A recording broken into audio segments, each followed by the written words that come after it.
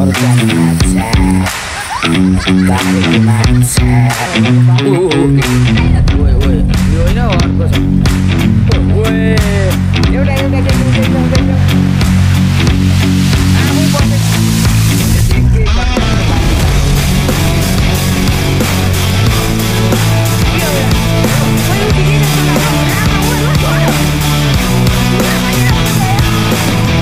तो चलिए शुरू करते हैं। So hello guys, after long time पछि तपाईँहरूको भेट हुँदैछ फेरि होइन। म चाहिँ त्यति कति भइसक्यो लङ भिडियो नबनाएको त मैले त्यतिकै सर्ट्सहरू मात्रै पोस्ट गरिरहेको छु। अनि पानी चाहिँ लगातार 3 दिन परेको गरेर धानको हालत चाहिँ यस्तो बनाइदिएको छ, हेर्नु सक्नुहुन्छ है। यस्तो छ धानको हालत। अनि आज चाहिँ टक्क थम्बनेल र टाइटल हेरेर चाहिँ थाहा पाइसक्नु होला के भन्ने कुरा। आज चाहिँ माछा झिक्नु पर्ने हुन्छ होइन। अनि म चाहिँ अब यसो घरमा पालेको माछा अर्ग्यानिक खानु त भनेर आज झिक्न लागेको।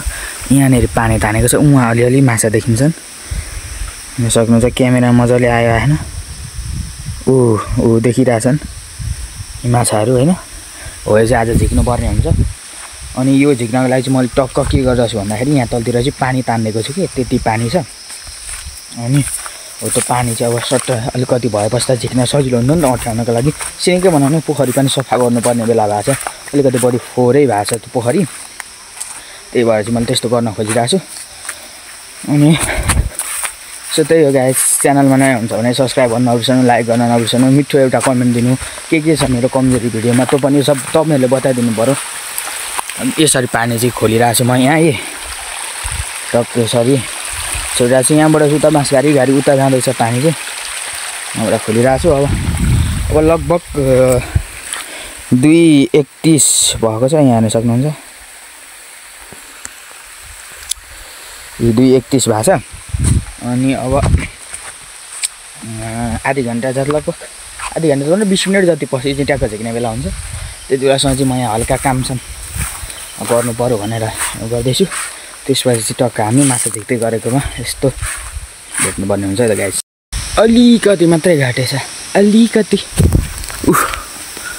यत्रो बेरमा अलिकति मात्रै घटेछ, घटेन। आज त माछा हामी के खाने, माछा अर्ग्यानिक माछा तारेको माछा। यो चाहिँ फेरि गाइस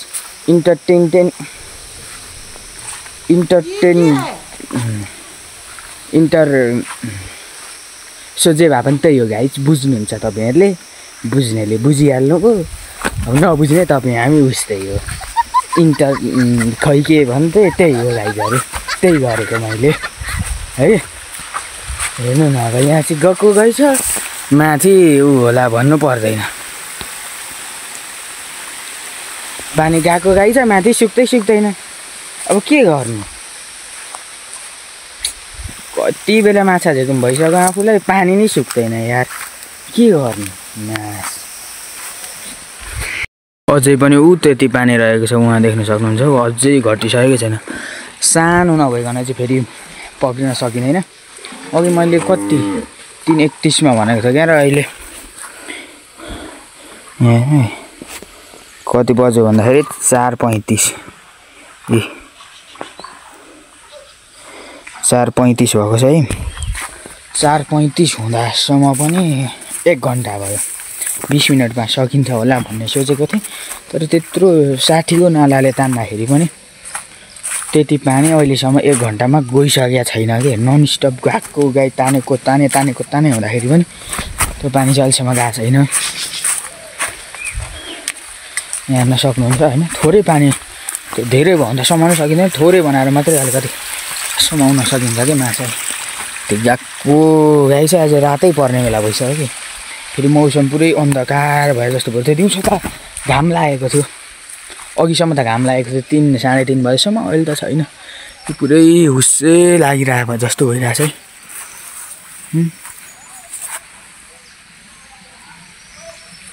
यस्तो भइरहेछ कि दिन टक्कै हेर्न सक्नुहुन्छ होइन। अनि अझै पानी घटेको छैन, अब कति बेला घट्छ कति बेला गर्नु।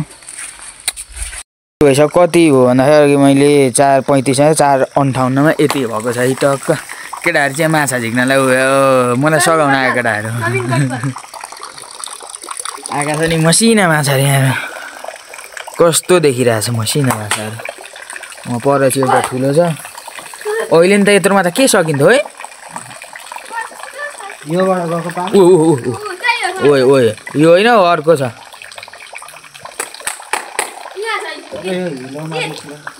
छिर्दैन उहाँ पर पर पनि ओए ओए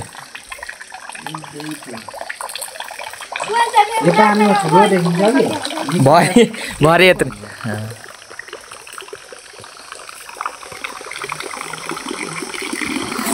गुराँसै फुल्यो बनैमा हामीले एउटा जेन्जी पसो पस केटा पस मर्ला है केटाले चाहिँ माछाले एक ड्याम हानिसकेको छ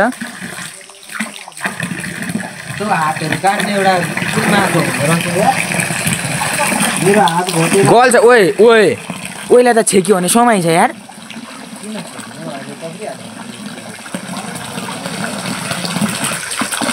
उम्किहाल्छ नि पानी अलिक घटोस् न एक बिता छ हजुर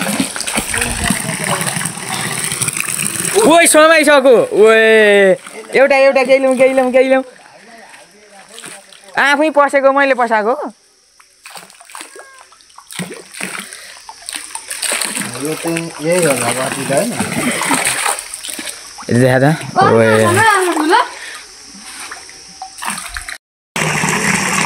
बोलाल्छ देखिरहेछ त्यसले चाहिँ एकै सर्टमा यत्रो पारिदिइसक्यो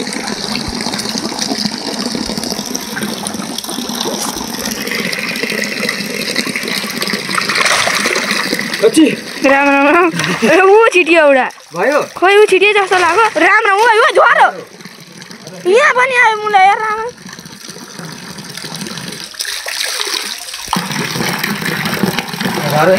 हो डोकै पर्दैन हौ त्यो मुलालाई त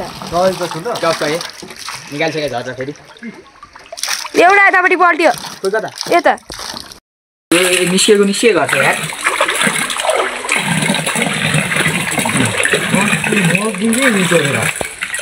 ब्ल्याक बस आयो ओइ बबाल निस्क्यो कतिवटा यति निस्केको छ दुईवटा सानो रहेछ नि त सबै झिक्ने हो कहाँ जान्छ अब माछा मेरो खुट्टामा पनि छ सानो त थाल्दैन मुला त सानो के काम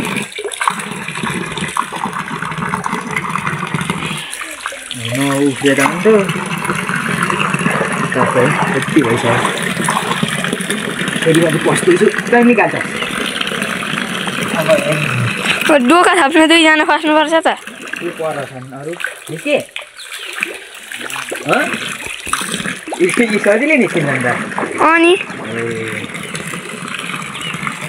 कहाँनिर छ हेर्दैन सबै लगायो उ त्यहाँ छ ऊ बिचमा ऊ यहाँ बिचमा छ ठुलो हो हो त हौ बिस्तारीबाट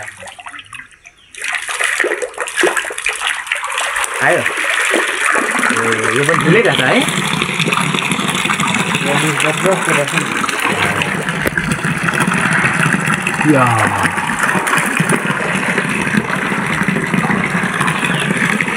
ठुलोले चाहिँ 2-3 जोडी कतिवटा फालिसक्यो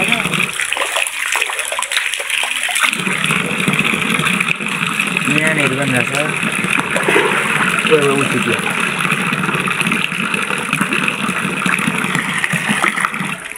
आयो मुनिबाट छिर्यो यहाँ चाहिँ हातै पाउँदैन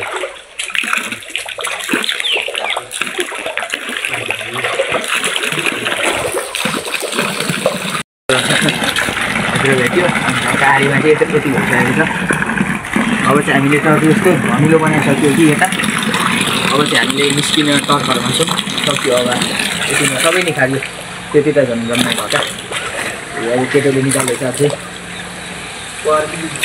निकालिरहेछ त्यही गाइस अब फेरि एकछिन बसी भेट्नुपर्छ हामी 3:38 मा गरेको अहिले ठ्याक्कै कति बजे पानी पसेर घडीमा पनि कति बजेदेखि होइन 5:32 भएर छ है अन्त यति झिकिएको छ माछा केटा डोको बोकेर हामी चाहिँ अब त्यो यो घर लिएर जान्छौँ है क्यामेराम्यान आजको यस्तो छ पोखरी अन्धकार छ रात परिसक्यो यो पुरै सक्नुहुन्छ हैन अब टक्क लिएर जान्छौँ घर भेट्नुपर्छ अहिलेसम्म मरिसकेको छैन यत्रो गरेर कोतारिसकेँ फर्स्ट टाइम कोतारेको नजानेर फेरि कस्तो भइरहेछ भने अब अहिले चाहिँ मरेछ अहिलेसम्म यो अझै कराईमा पेटेक गर्दैछ नि जम्मा त्यत्रा झिकेकामा अहिले साना भएर 5 वटा छन् 1 2 3 4 5 भन्नु पर्दै